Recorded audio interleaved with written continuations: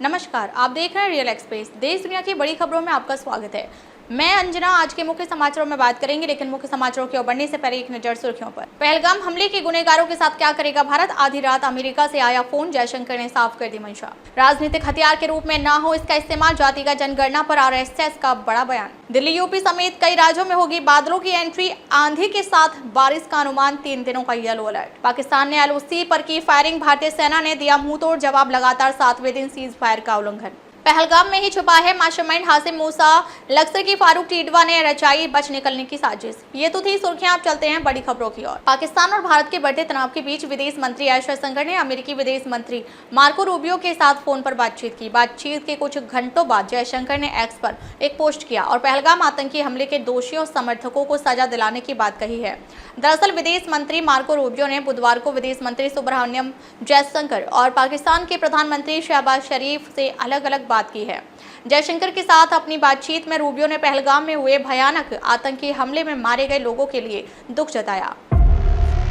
केंद्र की मोदी सरकार ने जातिगत जनगणना कराने की बात कही है। इसे लेकर राष्ट्रीय स्वयंसेवक संघ यानी आरएसएस ने एक सधा हुआ रुख अपनाते हुए कहा है कि इसे राजनीतिक हथियार के रूप में इस्तेमाल नहीं किया जाना चाहिए। सूत्रों के अनुसार संघ ने केंद्र सरकार के दशकीय जनगणना के आधार पर जाति आधारित गणना करने के फैसले पर आधिकारिक तौर पर कोई प्रतिक्रिया नहीं दी है, लेकिन इस मुद्दे पर अपनी सतर्कता और संवेदनशीलता जाहिर की है। आरएसएस हमेशा से जाति के आधार पर विभाजन और भेदभाव का विरोध करता रहा है।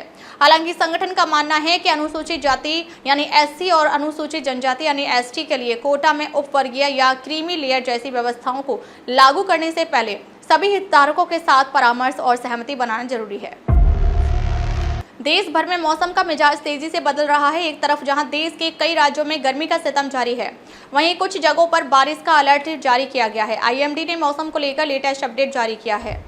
अब आपको आगे बताते हैं मई में मौसम को लेकर आईएमडी का क्या कहना है। मौसम विभाग ने बताया कि आज यानी 1 मई को दिल्ली, एनसीआर, बिहार, राजस्थान, मध्य प्रदेश, छत्तीसगढ़, उत्तर प्रदेश और हरियाणा, पंजाब में बादलों की आवाजाही का दौर जारी रह सकता है। इस दौरान धूल भरी आंधी के साथ बारिश और बिजली कड़कने की उम्मीद है। पाकिस्तानी सेना ने 30 अप्रैल की रात से 1 मई 2025 की सुबह के बीच जम्मू कश्मीर केंद्र शासित प्रदेश में नियंत्रण रेखा यानी एलओसी के पार छोटे हथियारों से बिना किसी उकसावे की फायरिंग की। यह फायरिंग कुपवाड़ा, उरी और अखनूर सेक्टरों में की गई, जो कि अक्सर तनाव के केंद्र रहते हैं। भारतीय सेना ने इस कार्रवाई का माकूल और संतुलित जवाब दिया। सेना ने बयान में कहा कि पाकिस्तान की ओर से की गई इस गोलीबारी का हमारी फौज ने पेशेवर अंदाज में जवाब देते हुए दुश्मन की हरकतों को करारा जवाब दिया। सुरक्षा एजेंसियों के अनुसार पहलगाम नरसंहार के मुख्य गुनहगार हाशिम मूसा को उसके हैंडलर कश्मीर से सुरक्षित बाहर निकालने का हर संभव षड्यंत्र कर रहे हैं।